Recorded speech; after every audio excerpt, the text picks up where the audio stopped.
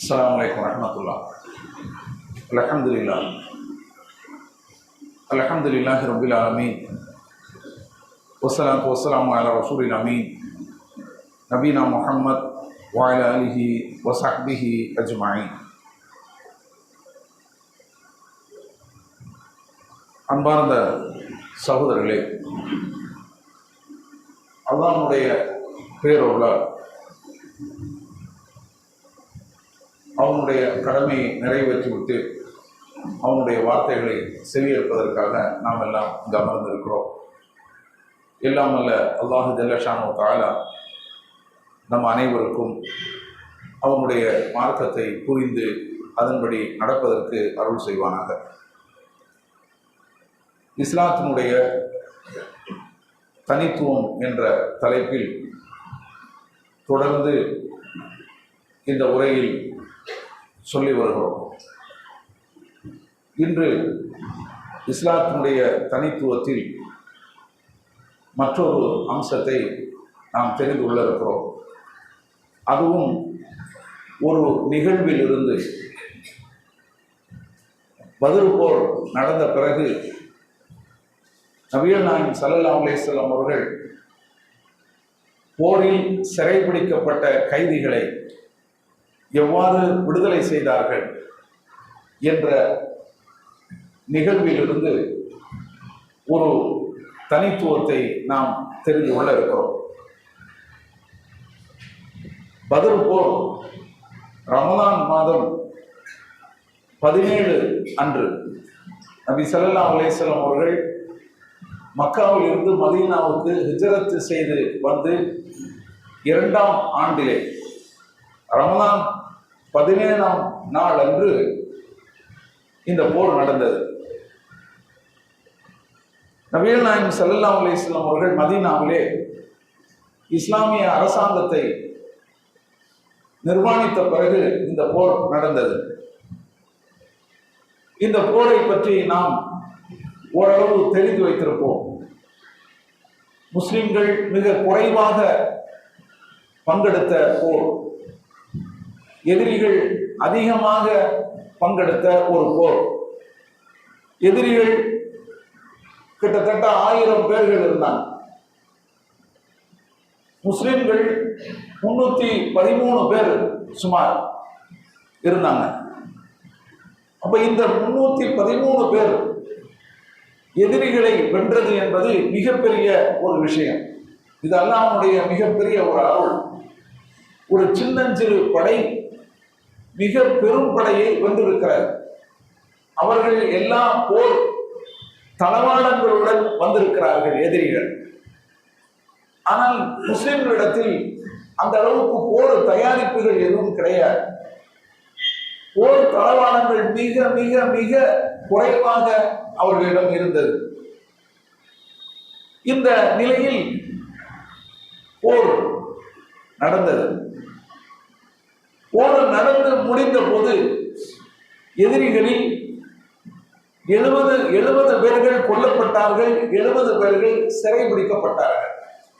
70 பேர் கொல்லப்பட்டாங்க, 70 பேர் சிறைபிடிக்கப்பட்டாங்க. நபிகள் நாயகம் ஸல்லல்லாஹு அலைஹி வஸல்லம் அவர்கள் இந்த பத்ர்ல 3 நாட்கள் அவர்கள் தங்கியிருந்து மதீனாவை நோக்கி தங்களுடைய படையை கூட்டிக் கொண்டு அவர்கள் புறப்பட்டார்கள் போர் முடிந்த பிறகு.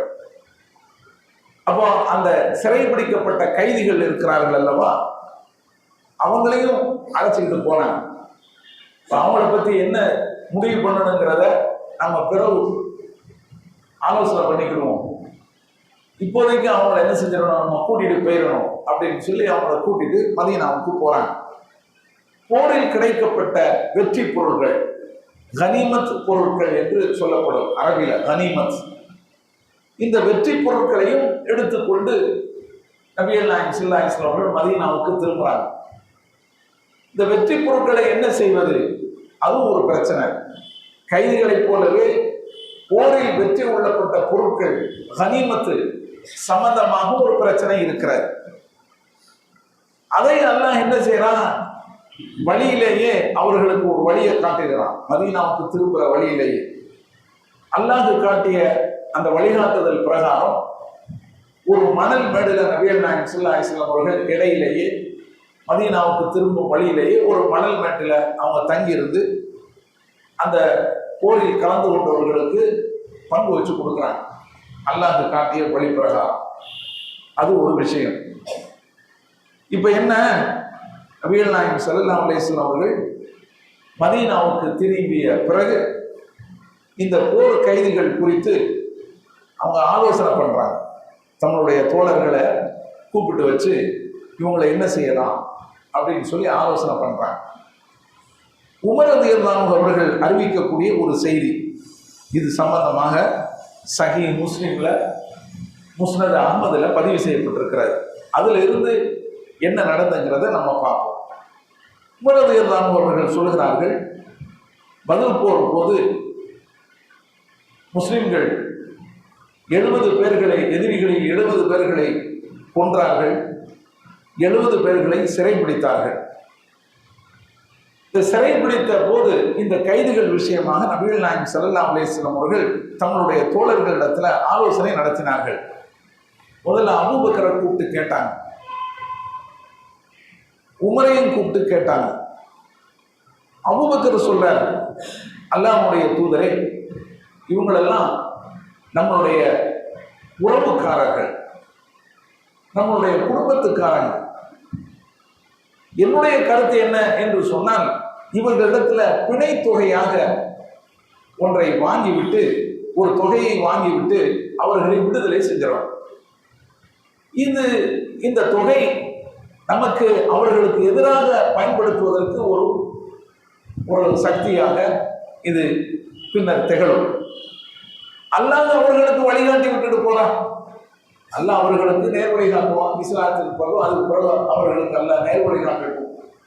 இப்போதைக்கு அவங்கள்ட்ட இருந்து ஒரு பிணை தொகையாக ஒரு தொகையை வாங்கி அவங்களை விடுதலை செய்வது தான் என்னுடைய கருத்து அப்படின்னு அபூபக்கர் சித்திக் ரலியல்லாஹு அன்ஹு சொன்னாங்க. உமர் ரலியல்லாஹு அன்ஹு அவங்கள்ட்ட கேட்கிறாங்க, உமரே நீங்க என்ன சொல்றீங்க? சத்தியமா அபூபக்கருடைய கருத்து என்னுடையது அல்ல, நான் அப்படி சொல்ல மாட்டேன். இவர்கள் எல்லாம் எதிரிகளினுடைய தலைவர்கள், எதிரிகளுடைய பெரும் புள்ளிகள். இவங்களை சும்மா விடக்கூடாது. இவங்கள முஸ்லிம்கள்ல யார் யாருக்கு நெருக்கமானவங்க இருக்கிறாங்க, உறவுக்காரங்கள் இருக்கிறாங்க, அவங்க இடத்துல அந்த எதிரிகளை முஸ்லிம்களுடைய அவங்க சம்பந்தப்பட்டவங்க இடத்துல ஒப்படைங்க. அவங்களுடைய கழுத்தை அறுக்கணும். இதுதான் என்னுடைய கருத்து. அக்கையில அலிட்ட கொடுங்க. எதிரிகள் அக்கையில் ஒரு ஆள் இருக்கிறார், அவரை அலிட்ட கொடுங்க. அலியினுடைய உறவுக்காரர், அவர் அவருடைய கழுத்தை வெட்டுவார்.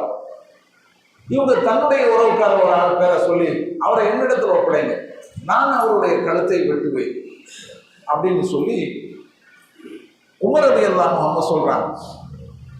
நபிகள் நாயகம் ஸல்லல்லாஹு அலைஹி வஸல்லம் அவர்கள் இப்படியாக பல்வேறு தோழர்களுடைய கருத்தை கேட்டு அபூபக்கர் சித்திக் ரலியல்லாஹு அன்ஹு அவர்கள் என்ன கருத்தை முன்வைத்தார்களோ அந்த கருத்தை அவங்க என்ன செஞ்சுக்கிட்டாங்க, எடுத்து செயல்பட ஆரம்பிச்சிட்டாங்க. பிறகு என்ன நடந்தது என்று சொன்னால், மறுநாள் அபூபக்கரும் நபி ஸல்லல்லாஹு அலைஹி வஸல்லம் அவங்களும் சேர்ந்து உட்கார்ந்து அழுதுகிட்டு இருக்கிறாங்க. உமர் ரலியல்லாஹு அன்ஹு வந்து அங்க வராங்க. என்ன விஷயம், ஏன் 2 பேரும் அழுதுகிட்டு இருக்கிறீங்க, காரணம் சொல்லுங்க. காரணம் தெரியும், நானும் உங்களோட சேர்ந்து அழுகுறேன், எனக்கு அழுகை வராட்டாலும் அழுகிற மாதிரியாவது நான் நடிக்கிறேன், என்ன விஷயம், நீங்க காரணம் சொல்லுங்க, ஏன் 2 பேரும் அழுகுறீங்கன்னு கேட்கிறாங்க. நபிகள் நாயகம் ஸல்லல்லாஹு அலைஹி வஸல்லம் அவர்கள் விஷயத்தை சொல்றாங்க. நான் உங்களுடைய தோழர், உங்களுடைய தோழர்களுடைய கருத்தின் பிரகாரம் நான் கேட்டு அந்த பிணை தொகையை வாங்கியதற்காக அல்லாஹ் என்ன செஞ்சுட்டான், கண்டிச்சுட்டான். உங்களுடைய வேதனையை எனக்கு பக்கத்தில் இருக்கக்கூடிய இந்த மரத்துக்கு பக்கத்திலேயே நான் பார்த்தேன். இந்த மாதிரி நீங்க சொன்னதற்காக அல்லாஹ் உங்களை தண்டிக்கக்கூடிய அந்த தண்டனையை எனக்கு நான் பக்கத்துல நான் கண்டேன், அதனாலதான் நான் அழுதுகிட்டு இருக்கிறேன் அப்படின்னு சொல்லி நபிகள் நாயகம் ஸல்லல்லாஹு அலைஹி வஸல்லம் சொன்னாங்க. அல்லாஹ் ஒரு வசனத்தை அருளினான் இது சம்பந்தமாக.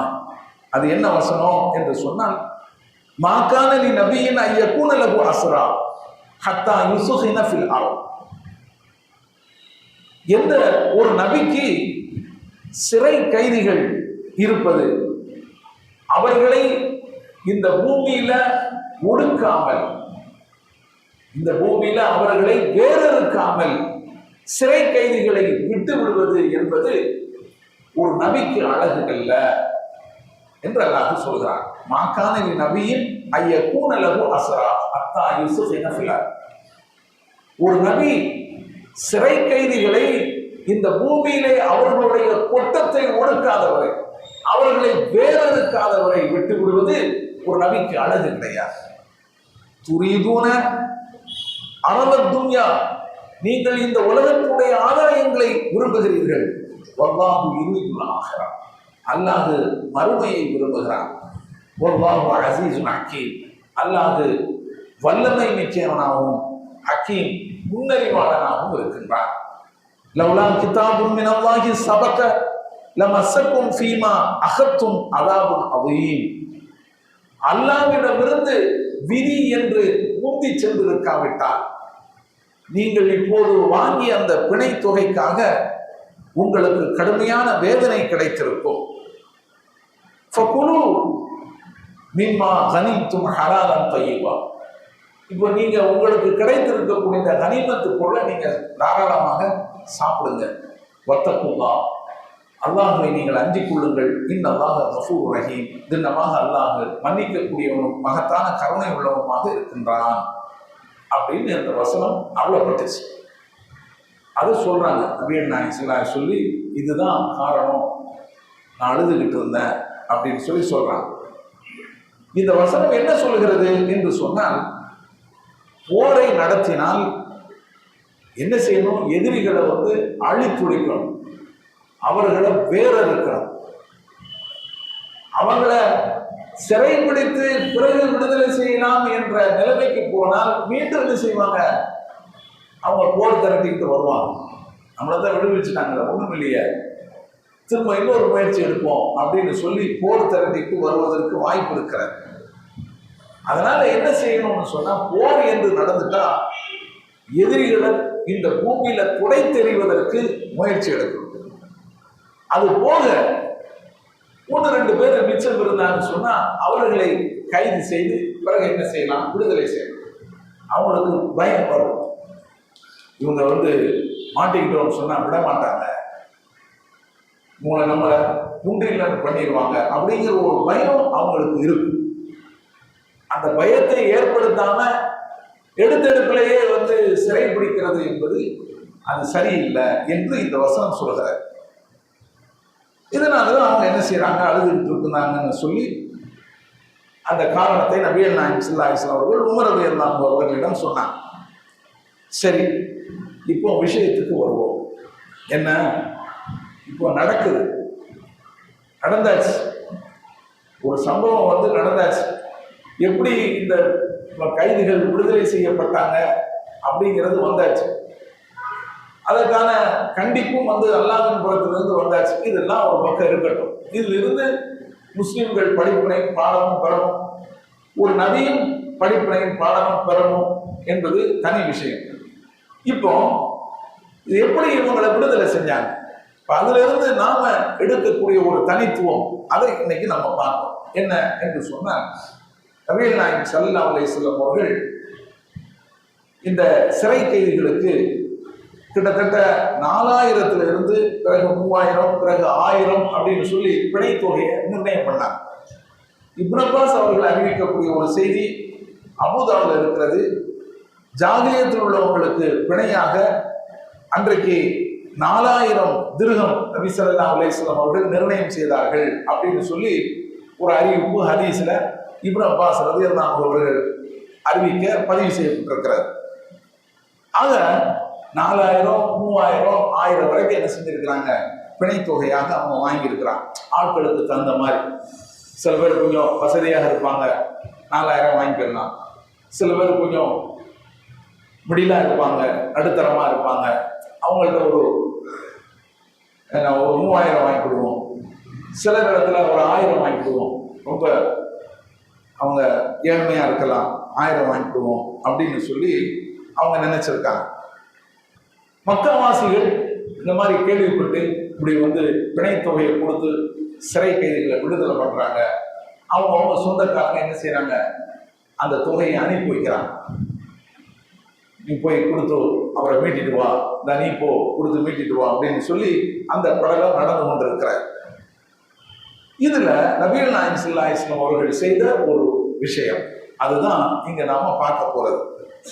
நபிகள் நாயகம் ஸல்லல்லாஹு அலைஹி வஸல்லம் அவர்கள் இந்த மக்காவாசிகள்ல யாருக்கெல்லாம் படிப்பறிவு இருக்கிறதோ அவங்கள என்ன செய்யறாங்க, இந்த சிறை கைதிகள்ல அவங்கள கொண்டு மதீனாவாசிகள்ல படிப்பறிவு இல்லாத 10 சிறுவர்களுக்கு நீங்க என்ன செய்யணும், படிச்சு கொடுக்கணும். அதுதான் உங்களுக்கு விடுதலை. அப்படி என்ன செஞ்சிருக்கிறாங்க, நபிகள் நாயகம் ஸல்லல்லாஹு அலைஹி வஸல்லம் அவர்கள் விடுதலை செஞ்சாங்க. பிணை தொகை இல்லாதவர்களிடத்துல, குறிப்பா பிணை தொகை தர முடியாதவர்கள், அவங்க என்ன செய்ய, உனக்கு பிணை தொகை தருவதற்கு வசதி இல்லையா, சரி உனக்கு கல்வி தெரியும் தானே, நீ வா. மதீனாவில் இருக்கக்கூடிய ஒரு 10 சிறுவர்களை கூட விட்டு இருந்தாங்க, இவங்களுக்கு நீ நல்லா படிச்சு கொடுக்கணும். அவர்கள் ஓரளவு படிப்புல தேறிட்டாங்க என்று வரும்போது அவங்க விடுதலை செய்யப்படுவாங்க. இப்படி நபிகள் நாயகம் ஸல்லல்லாஹு அலைஹி வஸல்லம் அவர்கள் படிப்பை என்ன செய்யறாங்க, கற்றுக் கொடுத்திருக்கிறாங்க. படிக்கிறது என்பது, கல்வி என்பது நபிகள் நாயகம் ஸல்லல்லாஹு அலைஹி வஸல்லம் அவர்களுடைய அந்த தூதுத்துவ வரலாற்றுல மிக முக்கியத்துவம் வாய்ந்த ஒன்று. இதுதான் இங்கு நாம பேசும் பொருளாக இருக்கிறது. கல்வி படித்தல் என்பது, கல்வி கற்புதல் என்பது இஸ்லாம் அளவுக்கு வேறு எந்த மதமும் வலியுறுத்தியது கிடையாது. அந்த அளவுக்கு இங்க படிப்பு வலியுறுத்தப்படுகிறது. பாருங்க இங்க என்ன செஞ்சிருக்கிறாங்கன்னு பாருங்க. இப்படி ஒரு திட்டத்தை நாம கற்பனை செஞ்சு பார்த்துருக்க முடியுமா? இப்படிலாம் உலகத்துல நடந்திருக்கும், இப்படிலாம் மன்னர்கள் நடந்திருப்பாங்க அப்படின்னு சொல்லி நாம யோசிச்சு பார்த்துருக்க முடியுமா? முடியாது. கற்பனைக்கு எட்டாத ஒரு விஷயத்தை நபிகள் நாயகம் ஸல்லல்லாஹு அலைஹி வஸல்லம் அவர்கள் என்ன செஞ்சிருக்கிறாங்க, செய்திருக்கிறாங்க. இதுல இந்த விஷயத்தை நம்ம முடிச்சிருவோம். இதுல நபிகள் நாயகம் ஸல்லல்லாஹு அலைஹி வஸல்லம் அவர்கள் எந்த ஒரு பிணை தொகையும் இல்லாம சிலர் விடுவிச்சிருக்கிறாங்க. அவர்களுடைய பெயர்லாம் சொல்லப்பட்டிருக்கிறார். வேற வழி இல்லை, அவங்கள்ட்ட எதுவும் காசு எதுவும் இல்லை, படிப்பு சொல்லி தருவதற்கும் அவங்கள்ட்ட படிப்பும் கிடையாது. சரி போ, போயிட்டு போ அப்படின்னு சொல்லி விடுதலை செஞ்சிருக்கிறாங்க. அவங்களுடைய ஒரு சில பெயர்கள்லாம் சொல்லப்பட்டிருக்கிறது, நமக்கு அது அவசியம் இல்லை. அடுத்து நபிகள் நாயகம் ஸல்லல்லாஹு அலைஹி வஸல்லம் அவர்கள் இந்த சிறை கைதிகளை விடுவித்ததுல ஒரு சம்பவம் நடந்திருக்குது. அது என்ன, ஒரு இரக்கம் வாய்ந்த ஒரு சம்பவம், துயரம் வாய்ந்த ஒரு சம்பவம். என்ன அப்படின்னு சொன்னா, அந்த சிறை கைதிகள்ல நபிகள் நாயகம் ஸல்லல்லாஹு அலைஹி வஸல்லம் அவர்களுடைய மருமகன், அவங்களுடைய மகளை கட்டினவர் அபுல் ஆஸ், அவரும் ஒருவராக வந்திருக்கிறார். எப்படி இருக்கும், யார் அவரு, தம்முடைய மருமகன், பிள்ளைய கட்டினவர் ஜைனப் என்ற தன்னுடைய மகளை மனம் பிடித்தவர். அது ஜாகிலியத்தில் நடந்த திருமணம். அந்த திருமணம் குறித்து ஒரு வழிகாட்டுதல் அது வரைக்கும் அல்லாஹ்விடம் வரல.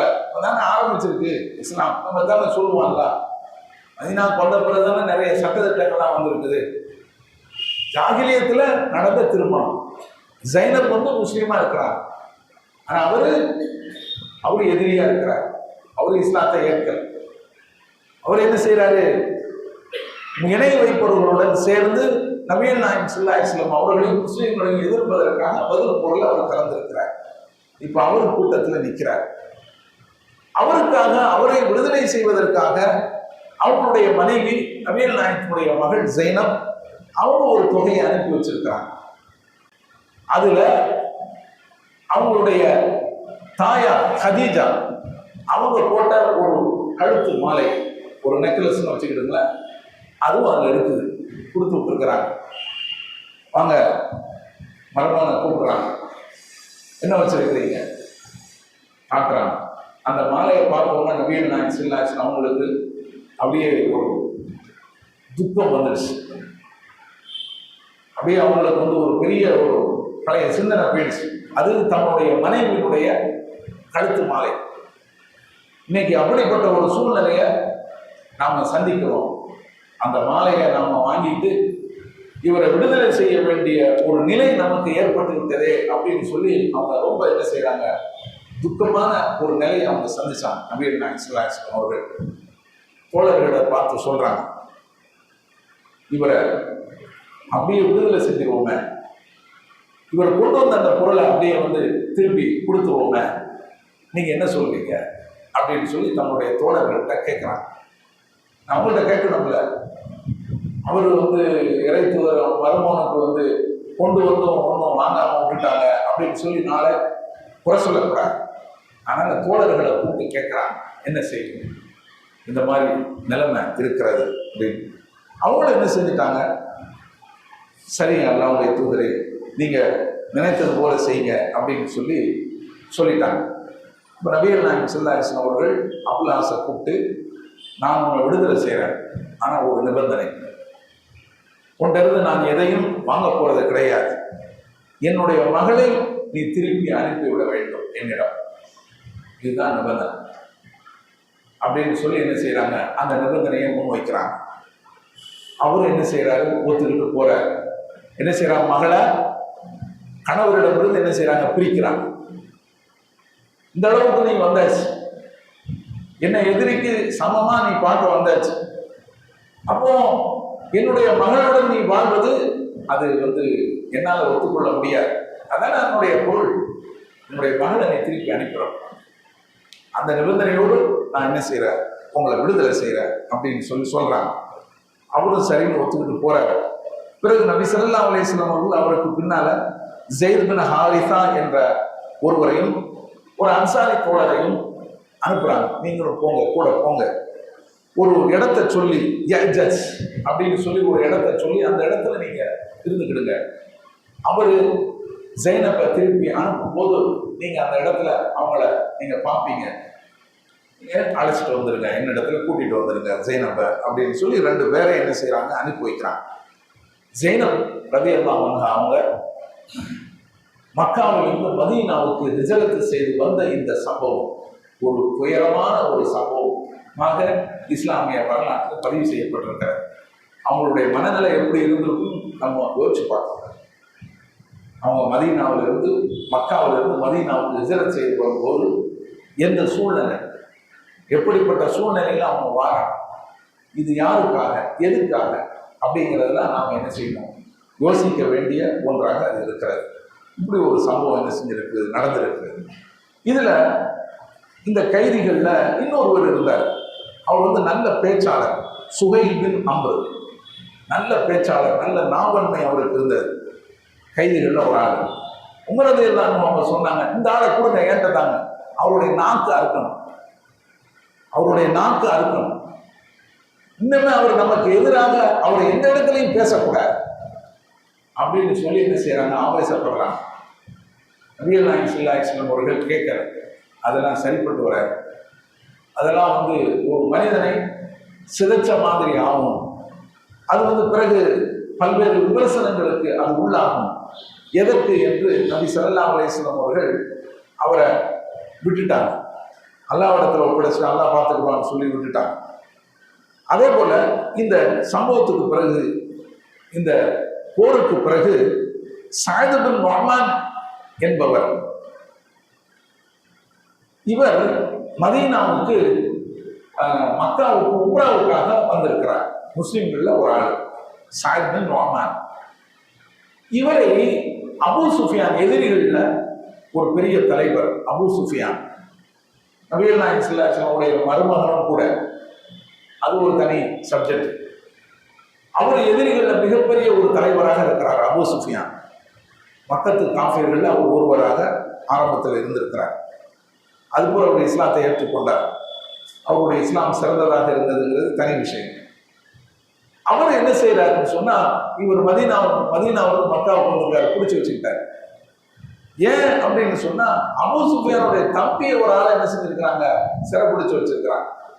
பத்ர் போர்ல கலந்து கொண்டதுக்காக அவரை ஒரு விடணும், அப்பதான் நான் இவரை விடுவேன் அப்படின்னு சொல்லி அவர் டிமாண்ட் வைக்கிறார். இதை கேள்விப்பட்டு நபிகள் நாயகம் ஸல்லல்லாஹு அலைஹி வஸல்லம் அவரை அனுப்பி வைங்கப்பா, பிரச்சனை இல்லை, உம்ராவுக்கு போனாலே அவர் பிடிச்சி வச்சுக்கிட்டு இருக்கிறார், போட்டோம் அப்படின்னு சொல்லி அவரை என்ன செய்யறாங்க, அனுப்பி வச்சாங்க. இப்படி எல்லாம் சம்பவம் நடந்தது. இப்ப இதுல இருந்து நாம படிக்கக்கூடிய ஒரு தனித்துவம் வாய்ந்த ஒரு விஷயம் என்ன? படிப்பு, கல்வி. இந்த கல்வி இஸ்லாத்துல எந்த அளவுக்கு முக்கியமாக பார்க்கப்படுகிறது அப்படிங்கிறது இன்ஷா அல்லாஹ் அடுத்தடுத்த அமல்களோட நம்ம பேசுவோம். வாஹ் தவானா அல்ஹம்துலில்லாஹி ரப்பில் ஆலமீன். அஸ்ஸலாமு அலைக்கும் வரஹ்மத்துல்லாஹி வபரகாத்துஹு.